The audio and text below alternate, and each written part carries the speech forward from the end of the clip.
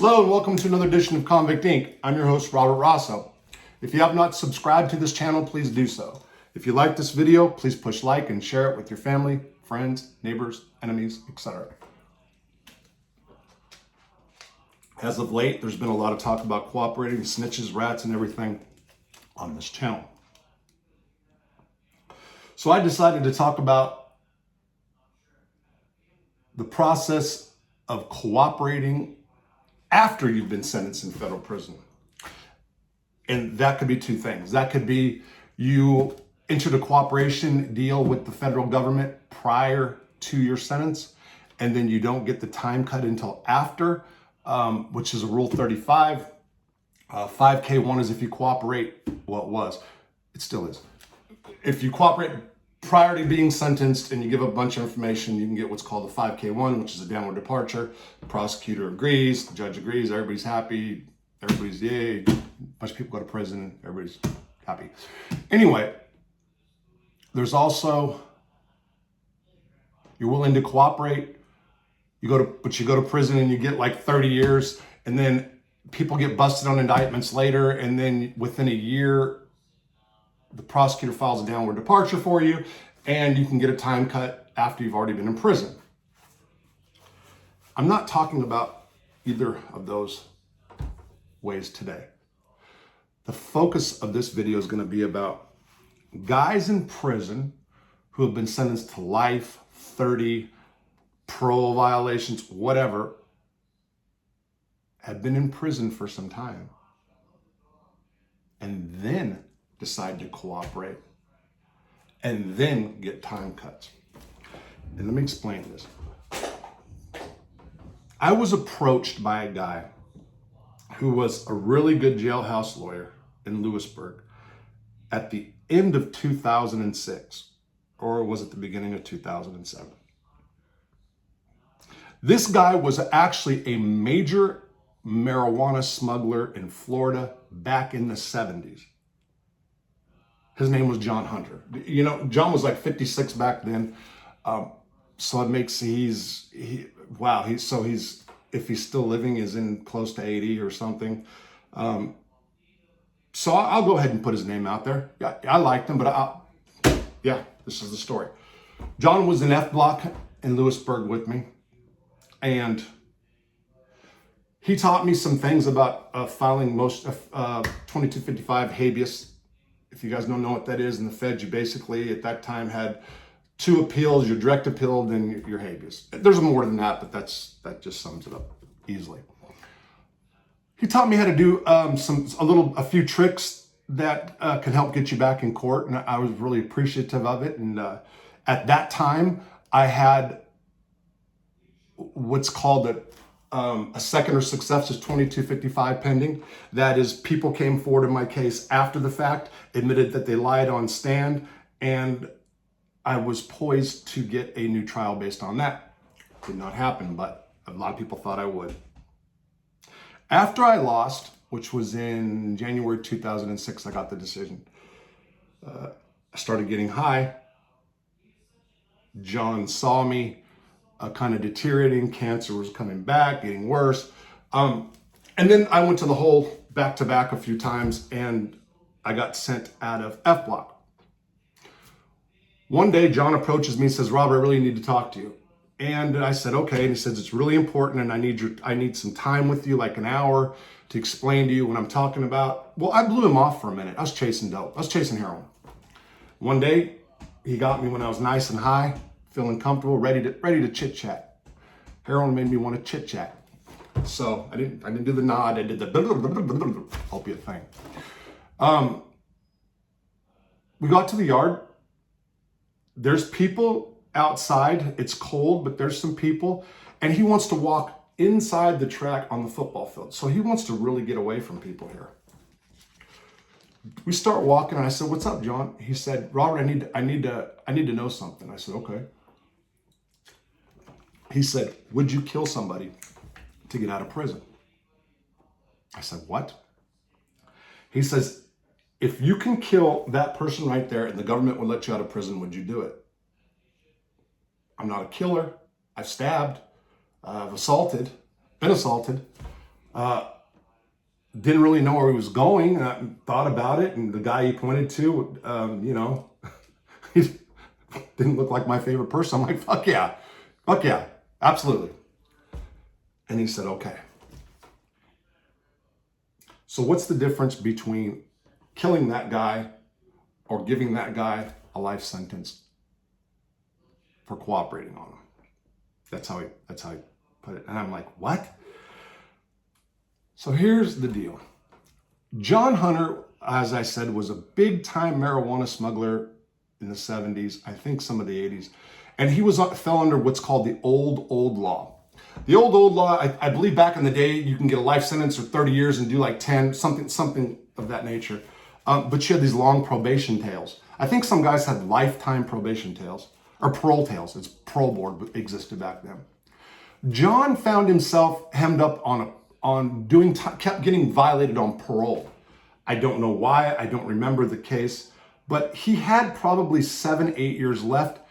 He had prostate issues. So every time he would pee, he was trickling, and possibly had prostate cancer and didn't want to deal with it. Said he didn't understand prostate cancer. He didn't understand the advances that they made. And even if you have stage 4 nowadays, I knew guys that had stage 4 made it. But he was too proud to go to the doctor. Kind of stupid, really, that way. Nevertheless, he tells me that I've done all the right things all my life. This is what he said. And I'm at a point now where I've filed. I just got denied like you did. And I have an opportunity. I'm like, well, what's that? And he goes, I know a DEA agent really well.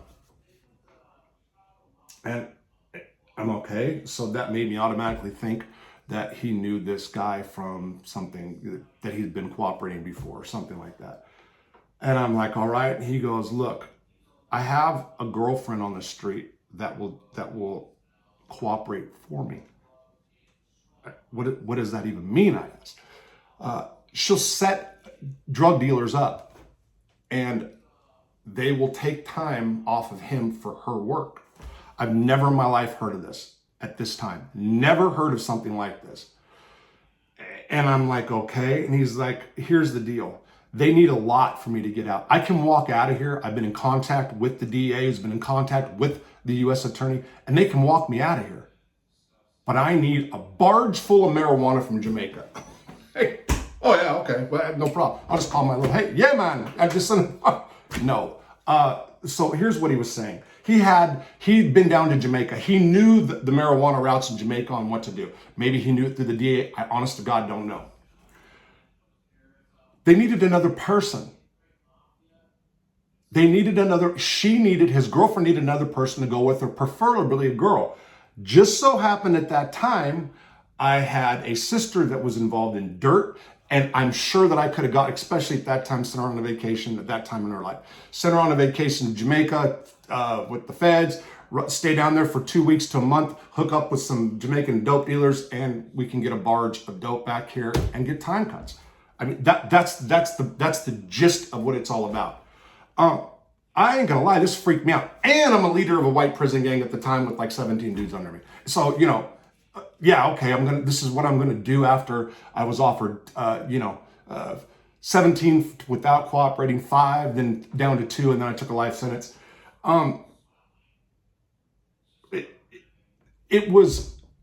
was more interested at this point, really, on hearing how this happens. Like, so I'm a person that gets burned out on the typical jailhouse stories, the bitches and hoe, the drugs, the blah, blah, blah, blah. And I made a comment when I met Bernie Madoff. If you guys ever seen it, that's why I like talking to Bernie, because it was something totally different, right? Well, this was different. I mean, I've never heard of this. There wasn't a little voice in my head that was agreeing with this at any time, but it was like, that's true shit. I'd tell you if I was like on board, I'd say it. I'm a civilian. I'm not going back to prison for crime. So, I mean, I'll put it out there. But it was intriguing because I've never heard of such a thing. Now, he walked and he told me and like laid down the whole plan and blah, blah, blah. And I wasn't really convinced of it. What I started thinking, to be honest, was, oh my God, this guy's been in the block, so maybe he's one of the block rats that have been, that have been busting wine spots. And because if you're going to do this, then obviously you're going to do institutional rat shit, right? That's really what I was thinking too, because on his floor, right by his room, some things happened. My brain was going back and thinking, did he do this? As we were walking back in on the move, in the Fed, you have every hour there's a controlled movement. You have 10 minutes to move one way, or in or out. He said, so what do you think? And I said, well, let me think about it. That was my actual thing. And we're walking in, and he goes, okay, come here for a minute. As a matter of fact, I walk with him, and we ended up at what's called the SIA's door. Now, the SIA is a special investigating agent who is the liaison between what happened, the institution and the FBI or the government, whatever. If they're going to prosecute cases, it's the SIA that does the work. And I think the guy's name, if I remember correctly, was Holcomb. We walked to the door, and the door opened. There's Holcomb, and Holcomb, hey, what's up, Hunter? He goes, man, I need to make a call to so and so. And he's like, he looks at me and he's like, Ross Oak. I knew the guy, but I didn't know him like that. We didn't have conversations. And like I said, I'm the head of a gang. So, and he looked as confused as I looked. And John said, he goes, no. I told him about it. And the guy looks at him like, you told him about it, he's like, yeah, it's cool. And then I'm like, look, I got to go. He's like, no, come here for a minute. Walks in, shuts the door. The SIA guys sit down, they dial the phone, actually gives the phone to Johnny, dials it. And he calls up a freaking DEA agent right there. Boom. He's been doing it. So you got to understand, this happened like that fast. Just like I'm putting it out, this happened.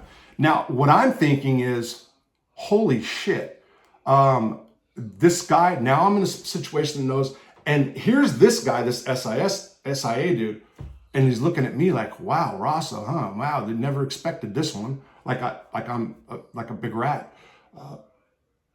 So it was, there was all kinds of things. And I want to say the DEA's, it was Don Dunn or something like that. Maybe you Florida guys would know this. I actually John wrote this down, and we was talking to him and handed it to me. I'll get to that.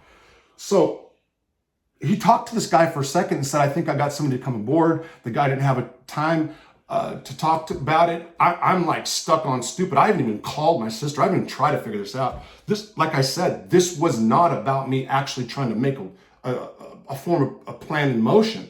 This was just like, it was like getting hit with punches left and right. And then all of a sudden I'm at the door of some place I've never been and would never go in my life, the SIA's office. And it was really weird. When we walked out, I told John, I said, listen, I don't think so, John. And I said, and I'm really uncomfortable with what you just did as far as this guy. Now, I guess typically what you're supposed to do in prison, the right thing would be go tell people that this guy's a rat and do that. I did not. At the time, there was gang stuff going on. As a matter of fact, let me tell you, I was about 2 weeks from being transferred, maybe 3. And with my gang stuff, my bros were getting ready to kick me out of Top Spot. They had a coup against me. They had a meeting against me and threw me out. I was too erratic. I was too erratic, they said. So I had other things in my mind, and this just added to it, and it was just weird.